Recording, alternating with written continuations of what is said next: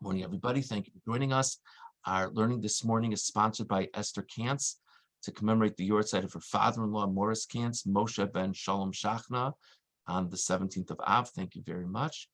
And to Rabbi Saul and Susan Kass in memory of Susan's mother, Bertha Blumenthal, on her 7th yortzeit this Shabbos. It should be a schus for both neshamos. Thank you to our sponsors. 2 days ago, we were in the Ramban on chapter 22, verse 6, discussing the idea of Shiluach HaKain, sending away the mother bird. We were discussing the fact that the Rambam, for example, refers to it as being about compassion. And it's difficult because there are various Talmudic sources that seem to say we shouldn't say that the mitzvah Shiluach HaKain is about compassion. So which one is it? So it's a very lengthy Ramban. Fact that this is only I think it's our third time meeting this week. I want to kind of cover a little bit of ground. I am around the middle of this Ramban, beginning with the words Aval Elu Ha'agados. Aval in the Ramban on Pasuk Vav, Parak Chaf Beis. Aval Elu Ha'agados Shidis Kashu Al Harav Kvidati Inyan Acher Lahem. I think these Talmudic quotes that seem to be difficult for the Rambam, there's something else going on over here. Sharatzu lomar she'ena toelas b'mitzvos la'kadosh baruch hu ba'atzmo yis'ala. There's one of the classic quotes is a person says, "Oh God, your mercy comes on the mother bird. Your God, your mercy." The purpose of the mitzvos is not for God's sake. Aval toelas ba'adam atzmo limnoa mimenu nezek o emuna ra o mida maguna. The purpose of mitzvos is for me and you to eradicate certain bad ideas from our minds or bad character traits from our minds or to protect ourselves in some way, or to remember the miracles of God or to better understand God in this world. So he says that's really the idea. So these quotes that criticize the person talking about the mercy of God in the context of Shiluach HaKain, says the Ramban, it's not because I shouldn't think about what lesson am I supposed to learn from Shiluach HaKain. It's not that. It's that I shouldn't think that God wants me to eat matzah on Pesach because it makes God feel good that I remember the Exodus from Egypt. God doesn't need me to remember the Exodus of Egypt. I need to remember the Exodus of Egypt. Now, if I remember the Exodus of Egypt and I grow as a person, of course that makes God feel good. But that's the idea. That's we could talk a long time about this, but just speaking generally, that's the Ramban's understanding of things. It's an interesting discussion to think about. Moving ahead to chapter 23, verse 4. Chapter 23, verse 4. Lo yavo Amoni uMoavi b'kal Hashem. Someone from Ammon or Moab may not marry into the congregation of God. Gam dor asiri lo yavo lehem b'kal Hashem ad olam. Even 10th generation. I just want to explain what this means. I want to make sure everyone understands. We're talking about a person converted to Judaism, and generations down the road, a descendant of that person who was from Ammon or Moab may not marry into Klal Yisrael. May not marry sort of people of the general lineage of Klal Yisrael. Now, I want to be very clear. There's a famous story about this with Rus, right? That this is a prohibition specifically for Ammoni and Moavi men, not Ammoni and Moavi women. That was the whole story with Rus and Boaz. But that's a pretty steep halacha. That's a pretty steep halacha. I also should mention that the Gemara says very clearly, Ba Sancheriv u'Bilbel Olam. Sancheriv came and kind of mixed everybody up. One of Sancheriv's classic approaches was he moved people from region in the world to region in the world, from country to country, so that people wouldn't identify as much with the location. They wouldn't identify as much with the other residents of the location. So even if you meet a person who you would think is from a given nation based on where they live, it's really not indicative, says the Gemara. But okay, but why? Why is there this strong prohibition? Verse 5, Al dvar, on the matter, asher lo kidmu eschem balechem v'mayim baderech b'tzeschem mitzrayim, because they didn't come to greet you with bread and water when you left Egypt. Vashir Sachar Alechas Bilam Ben Beor Mipsor Aram Naraim Kalaleka, and the fact that they hired out Bilam to curse you. Really interesting pasuk. They didn't have a welcoming committee for you, and by the way, they tried to curse you. That those are the two things. And now we're gonna. That's one interesting thing in the pasuk. But there's another point. Is this even? If we understand the pasuk correctly, is it even factually accurate? Let's see the Ramban. Ramban on pasuk Hey. Al dvar shelo kidmu eschem balechem v'mayim. Matzinu ochel bakesef tashbrini v'ochalti. Umayim bakesef titen li v'shasisi. There's a pasuk in the Torah. Moshe Rabbeinu sends to a given nation, I want you to provide food for us. We're traveling through your land. I want you to provide food for us and and water for us. We'll pay for it all. This is the arrangement we had with the descendants of Esav. And this is also the arrangement we had with the Moavites. So what does the pasuk even mean? It says in the pasuk, well, they didn't greet you with bread and water. Says the Ramban, it sure sounds like they greeted us with bread and water. Moshe Rabbeinu was referencing what the Moavites did for us to other nations. So what are we talking about? Many say the pshat is, look at the word of the pasuk. Kidmu means, koda means first, to proceed. They didn't preemptively come. They didn't come out to you and say, hey, we've got bread and water. You had to go to them. So the issue is not that they didn't provide the bread and water, says the Ramban.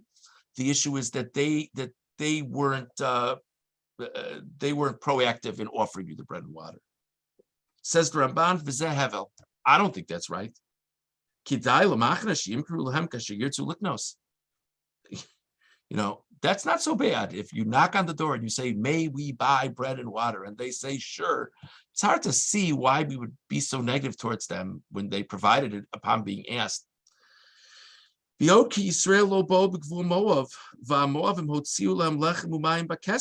way, the Ramban says the Moavites brought it beyond their land to the Jews. So this is, I don't even know what we're talking about. By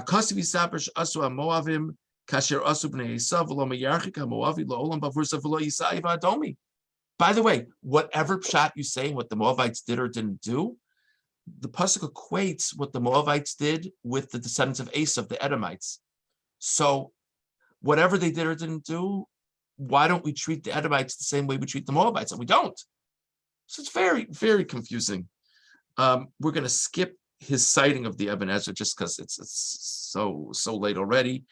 Going in mind, it's the next paragraph. If you don't have it as a new paragraph, it's probably about 10 to 15 lines later, beginning with the words Vanire Eli. Vanire Eli, I think the pshat is, said the Ramban, Ki ha'kosav hirchik shnei achim ha'elu shahayu gemulei chesed me'Avraham. You know what the deal is with Ammon and Moab? They are both only in existence by the goodness, by the kindness of Avraham. Shehitzil aviem ve'imam min hacherev v'ashvi. Lot is the father/grandfather of Ammon and Moab. Lot was captive in a war. Avram came and saved Lot before these people were born. Ubeschuso shalacham Hashem mitoch ha'afecha. Shalcham Hashem mitoch ha'afecha.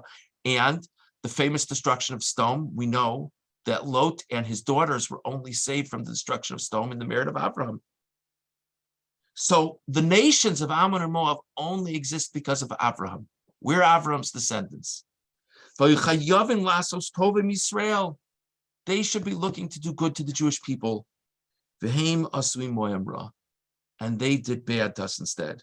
Ha'echad sachar alav Bilam ben Beor, v'hem ha'moavim. V'ha'echad lo kidei moso belechem v'mayim kasher karvu lemulo. V'shakasav atover ayomas v'moavis ar, v'karavta b'nei Ammon. V'karavta muol b'nei Ammon. So, says the Ramban, don't get caught up in trying to understand why he's criticizing Moab for not giving bread and water when Moab does give bread and water. The Ramban says this pasuk is supposed to be bifurcated. The thing about not greeting with bread and water, that's about Ammon, not about Moab at all. And the thing about Moab is they hired Bilam to try to curse you. But even though what they did was totally different one from the other, what they share in common is they both are descendants of Lot. They both should have great gratitude towards us, and they didn't. Okay. Okay. Vihine, skipping a few lines. Vihine, Ammon Hirshir Bazeh Yosem Mekulam. Ammon was the worst. Kibnei Esav Amoavim, Kasher Yadu Shehuzar Yisrael Shleis Garubam, Hotziu Lechem Umayim Chutz L'Gvulam. The Ammon lo avolasos came. God had told Bnei Israel not to cause trouble, not to fight with Ammon, Moab, and Edom. Moab and Edom, once they knew that the Jewish people weren't going to fight with them, they felt secure, they brought bread and water out. But Ammon wasn't interested. V'zetam asher lo kidmu. That, says the Ramban, was what it means. Asher lo kidmu at the beginning of verse 5. Shlo yatzu l'krasam b'lechem u'mayim kasher asu ha'acherim. The other nations did that, and they didn't go out with the bread and water. L'kach hiktim ha'kasav amoni, v'hiktim l'haskir pishu al davar asher lo kidmu eschem, v'yacharik in hiskir moavi v'chataso. And this was core because the bottom line is that this was just such a fundamental lack of derech eretz, lack of hakaras hatov, of gratitude, and other nations did it to go out and bring bread and water to Jews, and Ammon didn't. And in a way, that's more troubling than Moab hiring Bilam. Moab hires Bilam because they're scared that the Jewish people will wipe them out. That's the context. Moab and Midian get together, and that's why they're concerned, because the Jewish people are on a roll. Ammon just seems just not interested, and it's a lack of gratitude.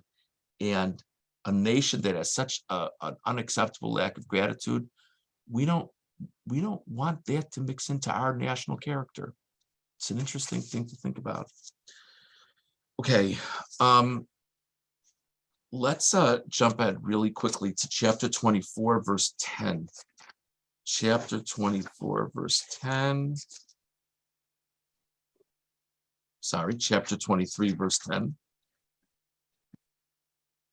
Chapter 23, verse 10.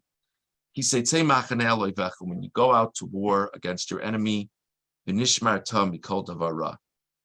should be cautious, you should be careful from all bad things. Really interesting Ramban over here. We actually touched on this idea earlier in the week in a Kli Yakar, but Ramban on Pasuk Yud, V'nishmar tom mikol davara, she'asatan mikatreg b'shas sakana, Lashon Rashi.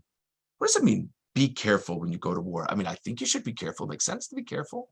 So Rashi says the pshat is any time of danger, we have to be extra careful because the prosecuting angel, it's like a time that maybe God needs to actively protect us, so we have to have more merits. Okay. But the Ramban says, I think the pshat is the Torah is giving us a special warning at a time where it's very likely to sin. It's known when people go out to war, you're kind of going in to more base instincts than what normally does. You're fighting. It's much more of an aggressive nature. People eat things they shouldn't eat. Yigzalu v'yachmasu v'lo yisposhashu afilu b'niyuf. People steal. People plunder. Even things like sexual improprieties. People are not embarrassed of. Hayasher b'nei adam b'tivo yislabesh achzarios. A person who would normally be a refined individual acts in a very different way, possibly when they go to war. So the Ramban says that's the pshat in the pasuk. When you go to war, remind yourself, even though you're going to war, I'm still a human being. And even more so, I'm still a Jew. And that requires something of me. It's an interesting thing to think about. So we discussed the Ramban's perspective on sending away the mother bird and talking about reasons for mitzvos. We discussed the Ramban's perspective on the prohibitions of allowing Ammoni and Moabis to marry into the Jewish people. And we discussed Rashi and the Ramban regarding this pasuk: when you go to war, be careful.